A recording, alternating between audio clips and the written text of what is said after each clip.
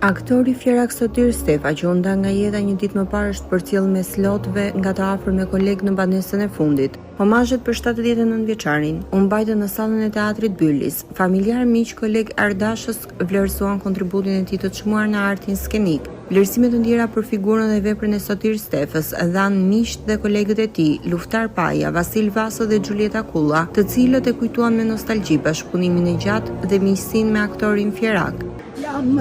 Jam shumë e tronditur nga vdekja e Sotirit. Na iku edhe një vllai i estradës. Jam iku një nga njerëzit më të mirë të estradës, një nga njerëzit më korrekt, më punëtor, një që nuk e bënte fjalën dysh, po vetëm dinte punën, kishte një mirësjellje të jashtëzakonshme si njeri. Ai ishte për mua njeriu i madh që bën rolet e vogla, po që u jep një art të madh. Ai me rolet e vogla ka shkëlqyer dhe ne të gjithë kemi një detyrim të madh karshi atij njeriu. Se ai na plotësonte ne të tjerëve, na plotësonte rolet tona.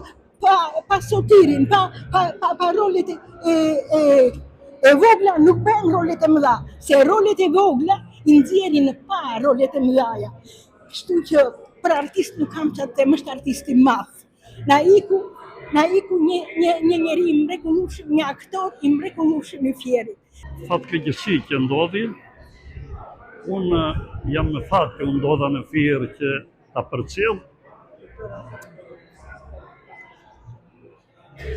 Ishte një muzikar Fjerak i urtë, i mençur, krijoi role kaq të bukura sa që na ka habitur dhe neve për talentin dhe mundësitë e tij. Mendoj që në aq sala do mbetet i përjetshëm dhe do ta kujtojmë gjithmonë.